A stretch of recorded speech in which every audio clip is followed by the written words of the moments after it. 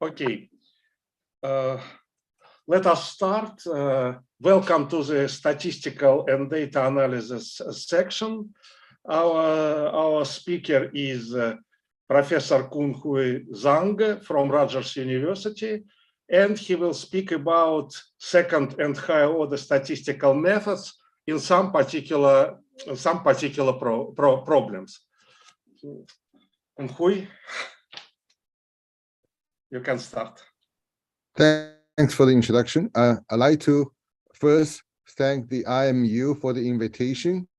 It is my great honor to speak in the 2022 ICM. The topic of my talk concerns statistical inference with high-dimensional data. Here, statistical inference refers to hypothesis testing, confidence interval, and some other problems based on the sampling distribution of statistics.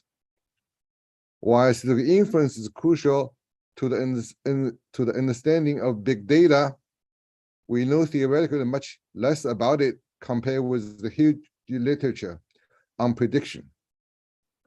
Here, the classical theoretical analysis does not apply due to high dimensionality. We shall focus on inference based on regularized point estimators. Regularized point estimators often involve first-order smooth functions. For example, we may apply soft thresholding in non-parametric regression. We may apply once differentiable penalty function in high-dimensional regression and matrix estimation. We may apply once differentiable activation function in neural nets. Still, inference based on regularized point estimators often requires second higher order analysis. We shall discuss in some details second order Stein methods, including Stein's formula and related central limit theory, Shor-based inference and tuning, and the low-dimensional projection of regularized estimators. Then, time permits, we talk briefly bootstrap and high-order Gaussian anti-concentration, and then functional estimation with high-order Taylor-Hofting series. So let's begin with Stein's formula. That's given in Stein's famous 1981 paper. Stein's formula is actually integration by parts in a special case motivated by statistical applications. Early on, the application involves shrinkage estimation, admissibility, risk estimation, and central limit theory. Stein's formula concerns the inner product of a Gaussian vector and a vector function of it. The first order Stein's formula can be written as follows. When the gradient of the function is in L1, then the following variable in the Stein's formula has mean 0. The variable is the difference between the inner product of interest and the product of the variance and the divergence of the function. It is important that the divergence function involves the Gaussian vector only through the function f, and therefore in applications, it is a statistic. It's available to us. And therefore, we can make an inference about inner product using the statistic. It's unbiased. Now, the second order Stein's formula is similar in spirit, but the difference here is that it's twice integration by parts for once differentiable functions in a special form. It can be stated as follows. When the function is differentiable and the derivative is in L2, then the variance of the variable in the Stein's formula, that's the difference in the first order Stein's formula, can be written as follows. It's the expectation of sigma square times the L2 norm of the function plus sigma force times the trace of the square of the gradient. Again, the function in green here depends on the Gaussian vector only through the function f, and therefore in statistics, the function in green is available to us, and then we can use that to make statistical inference about the variance of the variable in the Stein's formula, and therefore the quantity of this estimation, the performance of this estimator. Of course, this is again a point estimator. Now we can go further. We can have a central limit theory in Stein's formula. Again, here psi denotes the variable in Stein's formula, and the central limit theory says that the variable in Stein's formula divided by its standard deviation will converge to normal 0, 1. We know already that the variable has a mean 0 by Stein's formula. Now, if you write this down and estimate the standard deviation by the function in green in the second order Stein's formula, then you can see that you can make a confidence statement for the inner product that's involved. So that will allow us to derive statistical inference procedures for problems involving such inner products. Here we carry out some simulation to show that this should work in practice, at least in the setting we use in the simulation. So this is the Gaussian QQ plots, and you get approximate Gaussian if the points in the scatter plot lives along the 45-degree line, and you can see that is the case. And this is actually similarly some variable involving the Lasso estimator, which we'll consider later. Okay, the second order Stein's formula, the central limit theory here actually is related to the second order Poincaré inequality given in the Chatterjee paper 2009. The Poincaré inequality is more general, but it requires a higher order differentiation. Here in statistics, we only have once differentiability, and therefore we need to consider a special form here. So let's talk about some applications. The first one is the inference based on Schur.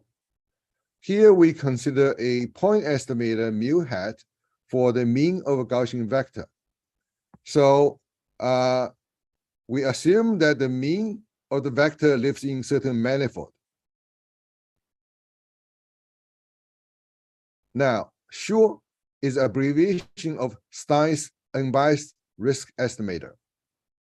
It is written as follows. Schur is a random variable defined as the square of the residual of the estimator plus 2 sigma times the divergence of the estimator minus sigma square n.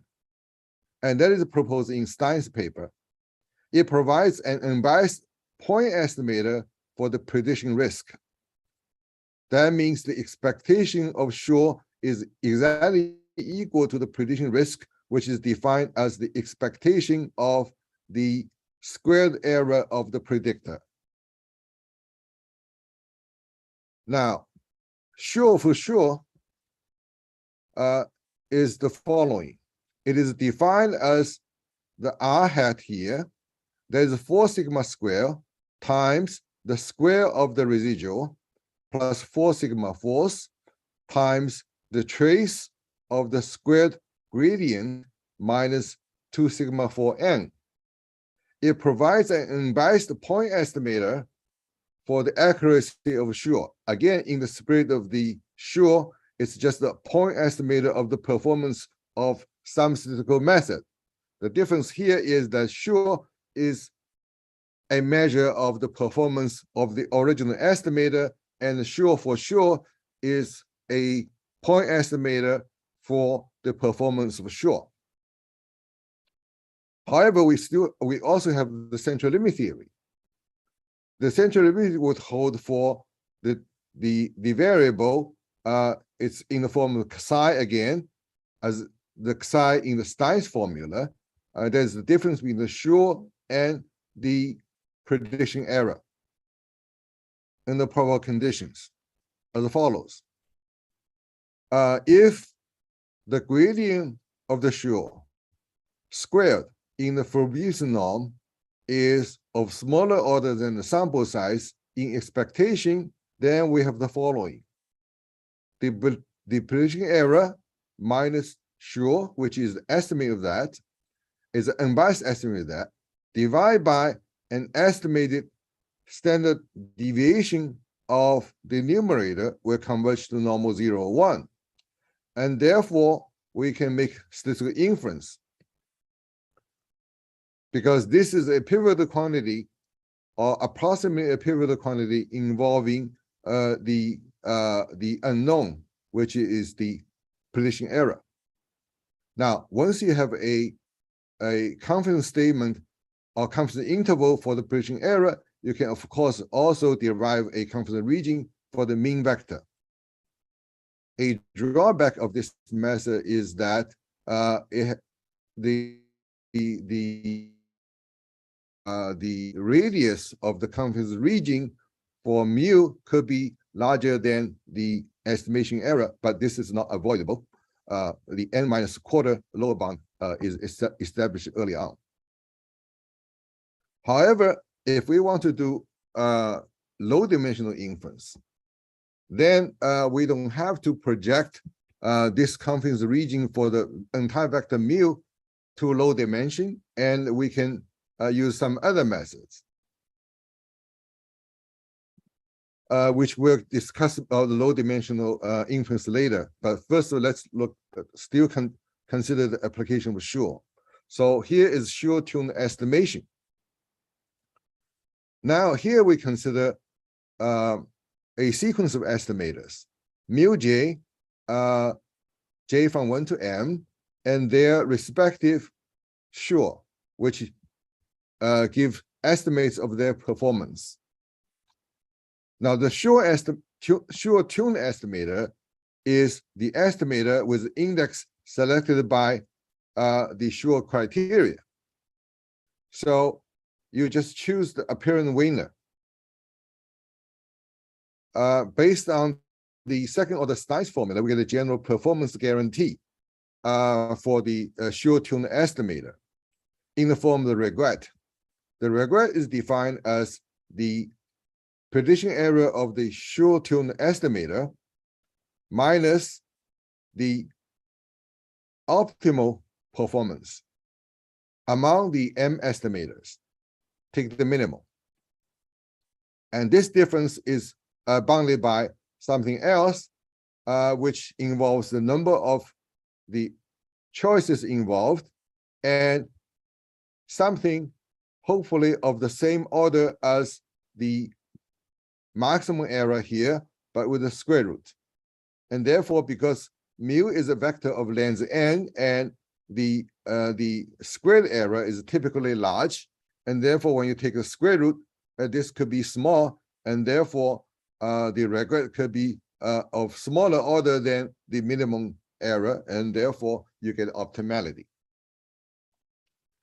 So in specific application, we can consider Suretune and Lasso. So Lasso is a popular estimator in high dimensional regression.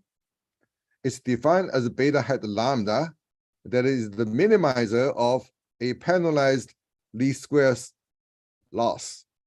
So the loss function is the squared error of y minus xb.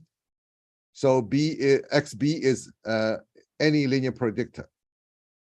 Normalized by 2n, and then you add a penalty function, which is L1.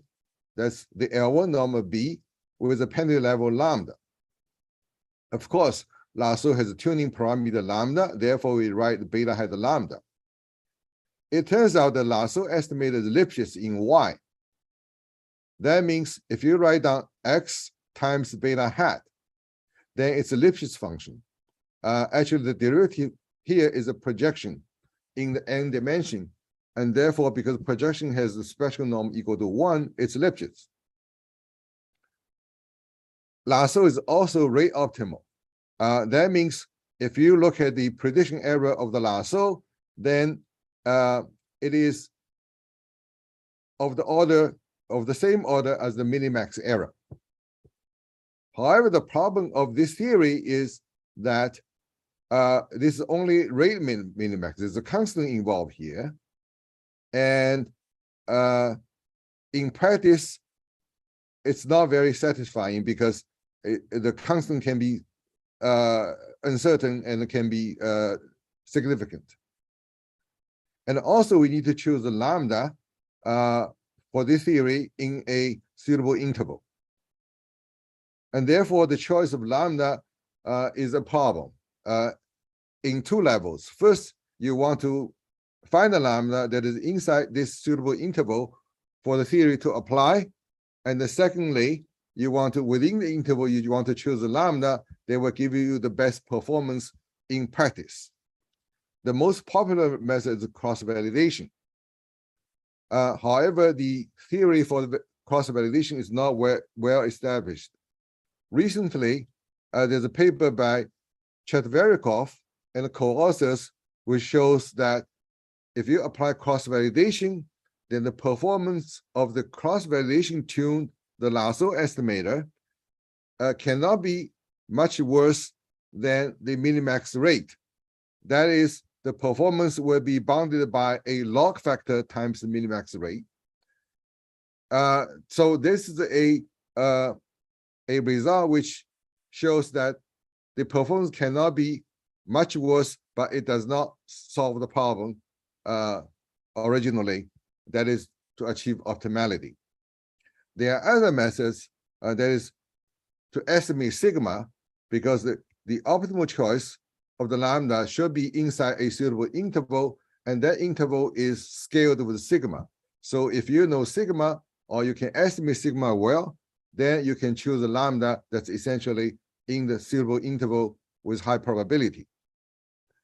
And then there's also slope method. Given the choice of sigma, then you can also fine-tune the lambda. And there are also methods using aggregation. Anyway,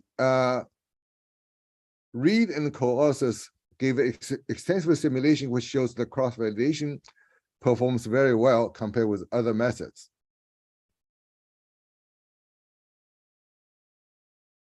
So we can use Suretune and Lasso. That means we can use Sure to find the lambda and then use that Lasso. And we can write the regret. And this is actually continuous tuning.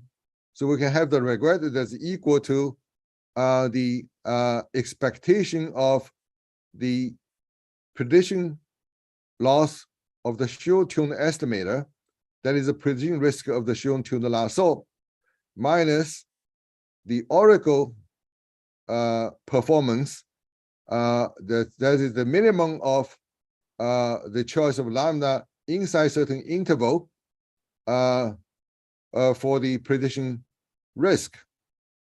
And we show that this is of smaller order than the minimax risk. And because this is of optimal rate and you get something, the regret is of smaller order than the optimal rate, and therefore you essentially achieve the optimality by tuning with Sure. So this is our theoretical result, and we support that by simulation. So here's the simulation result. We use the performance, the setting of the Reed simulation, Reed and co-authors in that paper. You really consider different sparsity. You consider different signal-to-noise ratio. You consider different correlation of the design. And in all these settings, the pink curve is the performance, the vertical axis is the is the prediction risk, estimated prediction risk by simulation. And in all the cases, the pink curve is the Suretune and Lasso, which performs very well. Of course, almost the best, except in certain regions, which is nearly the best. And also the sky blue curve is the cross validation. And they are also very close. And the other methods, you can see that it's getting much worse sometimes. And the plot does not include some additional methods really out of range. That's also included in the Reed paper.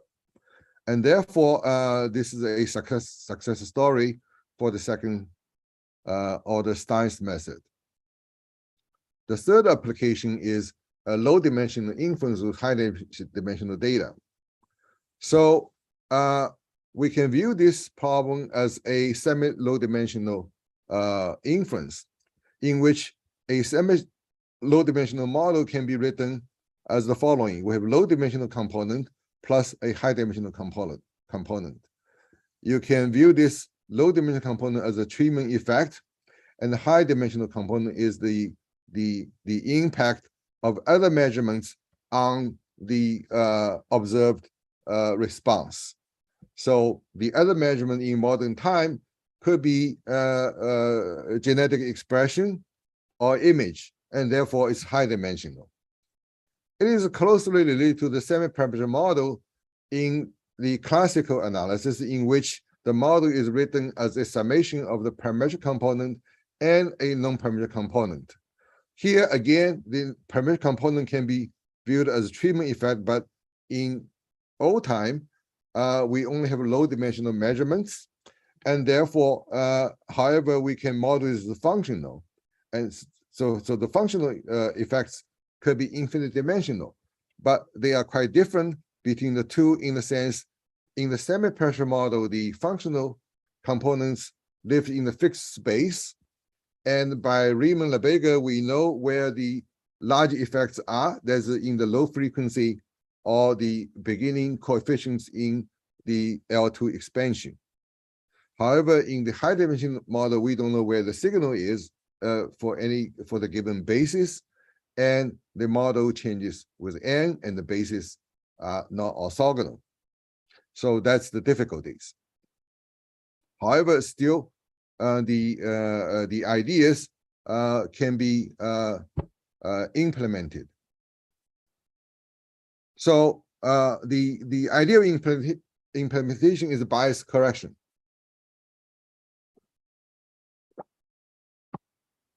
We still use the regularized estimation for the high dimensional component, but then we need to correct bias for the low dimensional component. The bias correction in general can be viewed as the following. We remove from a reasonably good initial estimator a approximate projection of the error of the initial estimator to the tangent space generated by the scores of the high dimensional component. It's essentially an orthogonalization scheme.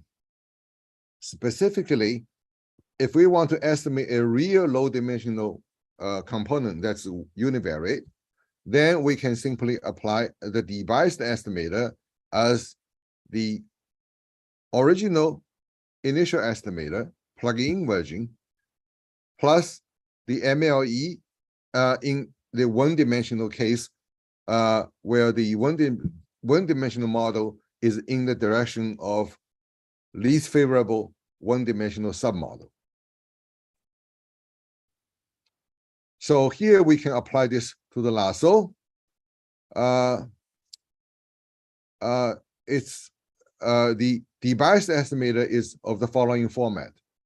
The debiased estimator is equal to the initial estimator, that's the plug-in estimator, plus a linear projection. The linear projection is in the direction of z. Z is equal to x times u, and the u is the least favorable direction in terms of the coefficients. And this is the residual of the initial estimator.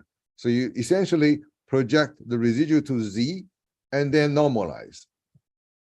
And that will give the de-biased estimator.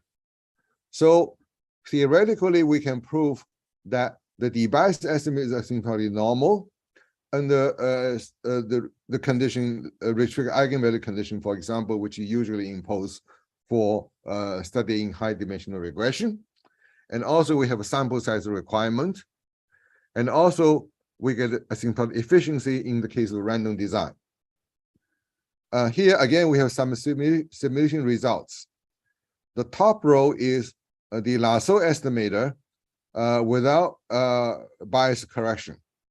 And the histogram is for the error of the estimator for different coefficients. And you look at the histogram, if the histogram error, if the estimator is unbiased, then the histogram error should be centered at 0, but in the top row, 0 is here, here, here, and here. It's really in the tail of the distribution, and therefore the estimator is biased. And now after debiasing, the estimator is centered, the error of the estimator is centered at 0. The 0 is here, 0 is here, and 0 here, 0 is here, in these histograms. And therefore, again, the simulation results support our theory. Of course, the drawback here is the sample size requirement. There's the square root n should be of greater order than S log P over S. Now, in high-dimensional regression theory, a lot of results can be carried out, theoretically justified when n is bigger than S log P over S. So the question is whether we can reduce sample size requirement from n1/2 to n. If n is bigger than this quantity, that's good enough. So we can apply second order Stein in this problem. Of course, we need a stronger assumption, which is Gaussian design. So we consider linear model with Gaussian design, where the design matrix has RAD Gaussian rows. The problem also is more restrictive. We just estimate linear function of the coefficient vector, which is relevant in a sense that typically we want to estimate treatment effect. There can be a linear function, actually a sparse linear function of the coefficient, typically. So we have the bias correction scheme. The de-biased estimator can be written as this. That's the linear project. That's the initial estimator. Here, beta hat is the Lasso estimator, and you just take a linear function over that. That's the initial estimator, the natural one based on the Lasso, plus a bias correction term, which is linear in the direction of Z0 as before. Now, if we apply the second order Stein's formula, then we get a second order debiasing. That is what we call the degrees freedom adjusted estimator, which is the same as before. The only thing here is that you adjust in the denominator the Zn square, and the Z0 is a Gaussian vector with standard variance, and therefore the L2 norm square here is of the order n, and the new head can be viewed as a degrees freedom. So you subtract from essentially n the degrees freedom, and then you also need to add in the numerator a small random variable a hat. As a result, we get some unbiasedness. We essentially get an unbiased estimating equation.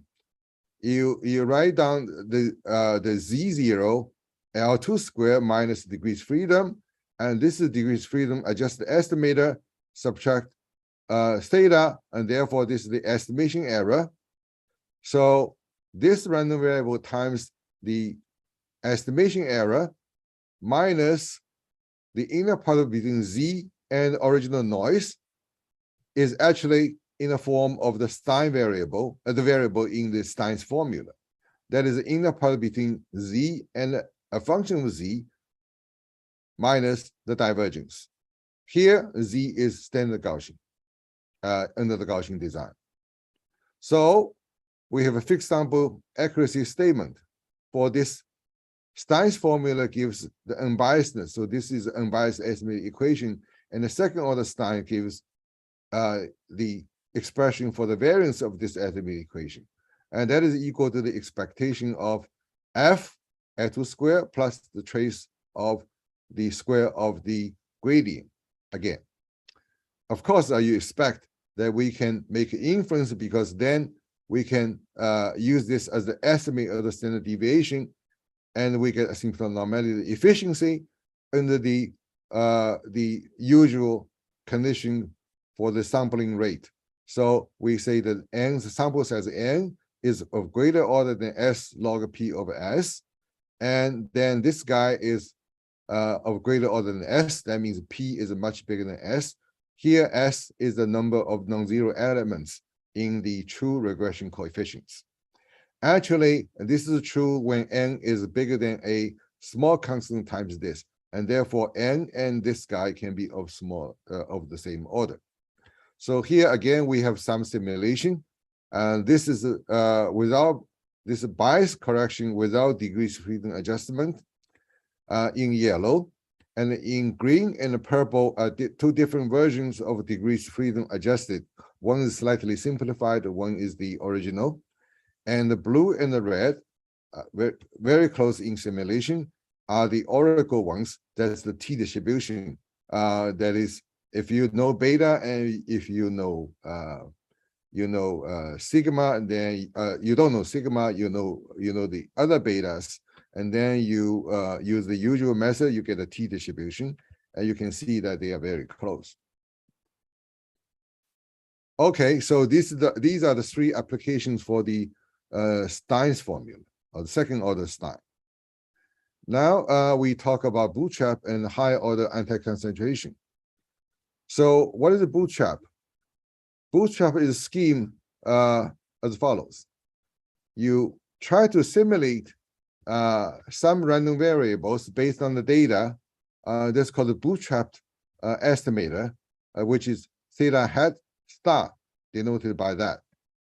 And we use the law of the performance of theta hat star. That is the difference between theta hat star and the estimator that we originally used. And we use the distribution of that to approximate the distribution of the error of the original estimator. Now, to carry out the statistical inference, we need a convergence of distribution in common distance. So this is the distribution function of the original error, and this is the distribution function of the simulated error. And we need a convergent distribution. Now, if we carry out a simultaneous inference, because in high dimension, sometimes we're not sure which variable is important. For example, if we want to screen for the variable that has an impact on the response, then we need to do simultaneous inference. In that case, we need to really use a bootstrap. If we still want to use a bootstrap, then we need to approximate the distribution of the maximum of the estimators.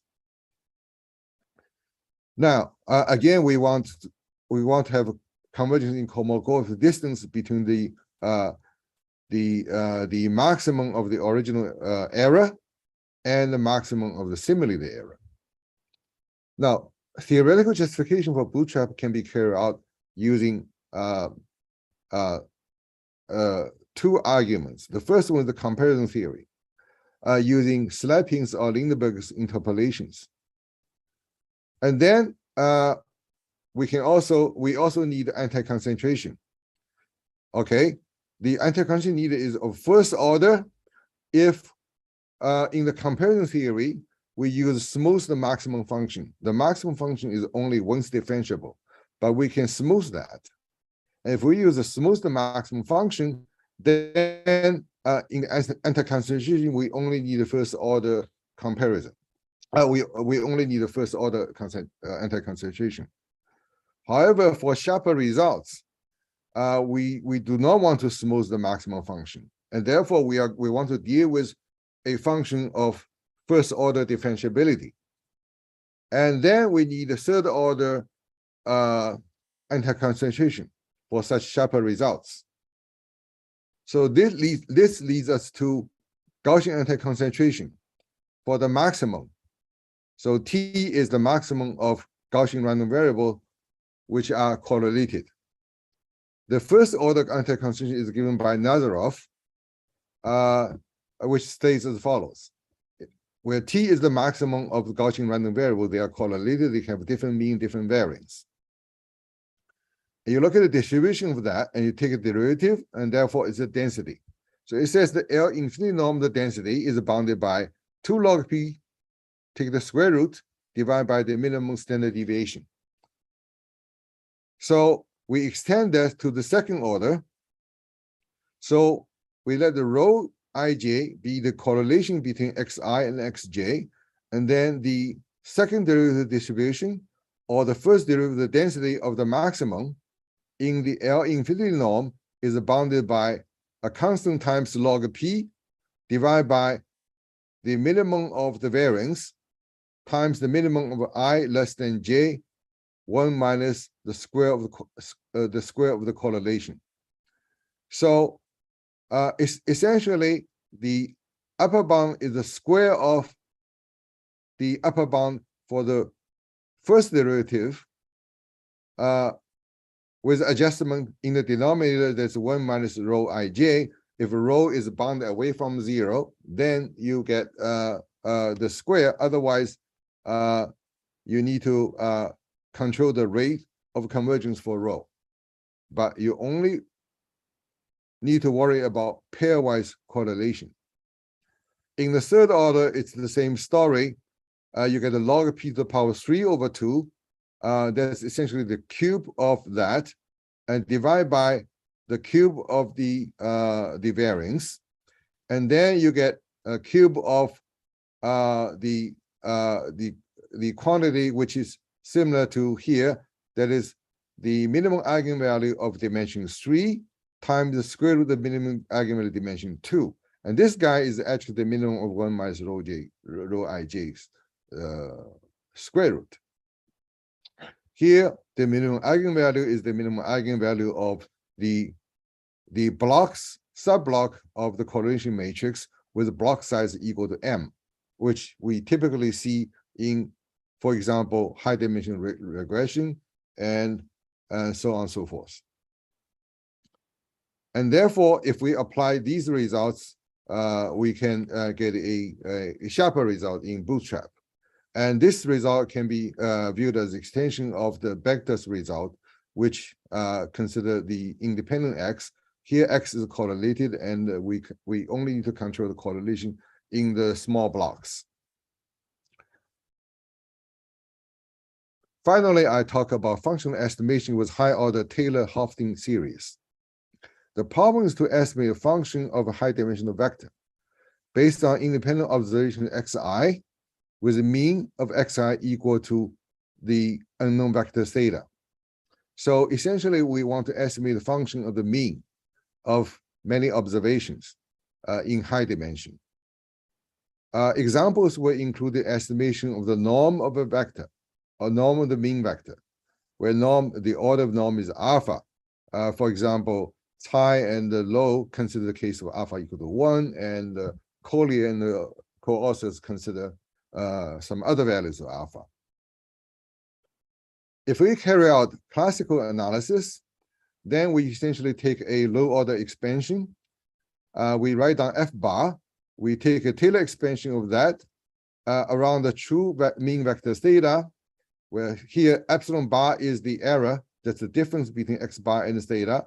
And then you do Taylor expansion, and then you notice that because the epsilon bar here are random variables, when you take high order, let's say beyond j equal to m equal to 2, then you get a square of that, and therefore it is biased. It does not have mean 0. Then you need to do bias correction to remove the bias here to carry out the inference when the dimension is high. Recently, Koczynski and Zalova considered the following scheme.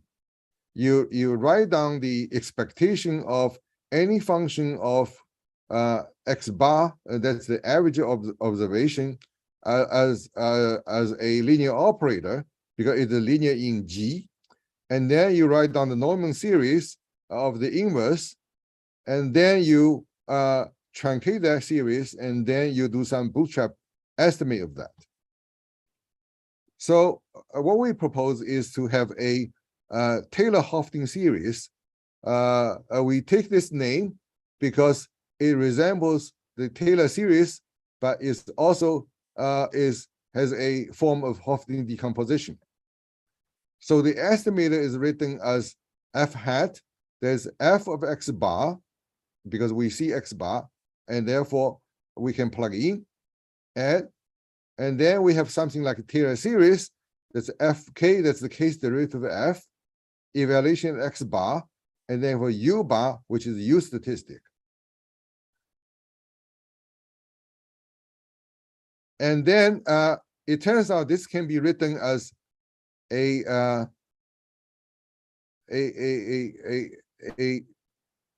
series which is also in the form of Taylor expansion, but has all orthogonal elements, as in Hofting decomposition.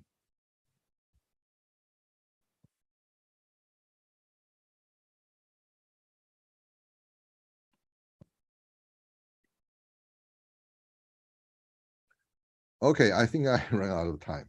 So anyway, let me go back. So this is a Hofting decomposition, and all the elements are orthogonal. So this is in the Taylor series formula, Taylor series form, and that is a estimator. It can be computed, and alternatively, it is exactly equal to another form, which is also in the Taylor series form. The first term is f of theta. There's a true value, true mean value, and therefore it's deterministic. And then it's the case derivative evaluation of the true mean times epsilon bar here, and epsilon bar is completely degenerate U statistic.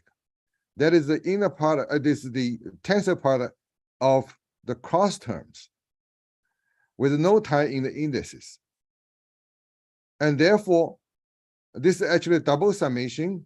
And in the double summation, all the terms are orthogonal. And therefore, you can compute the variance very easily. Then you have a remainder term, and the remainder term is very much like a Taylor series.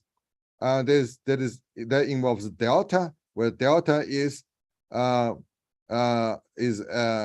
mth derivative of the x bar, is a point between x bar and the theta, and the center of the Taylor expansion at x bar here.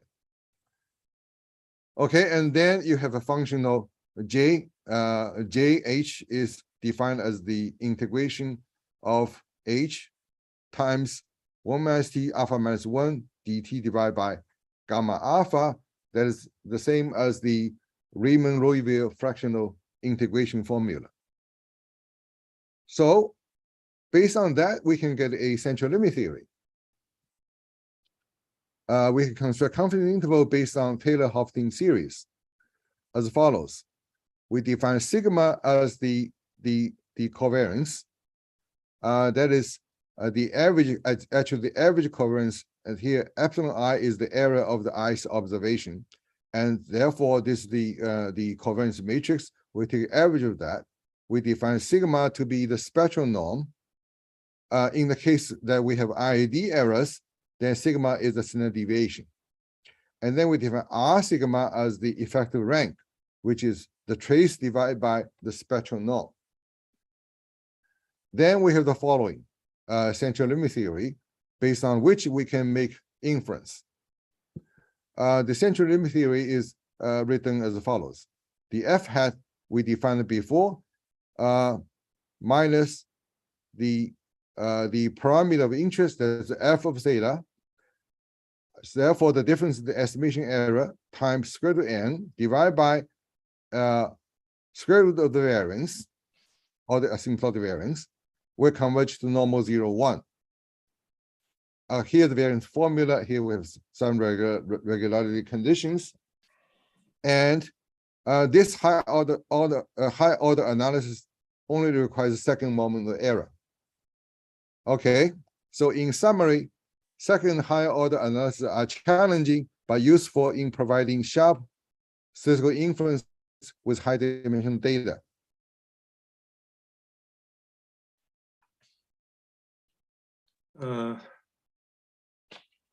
So thank you, Cun Hui, for very interesting and thought-provoking talk. There is no questions, but I should say to audience that that you can send the question to Professor Zhang directly using Discord channel. Thank you very much, Cun Hui. Thank you.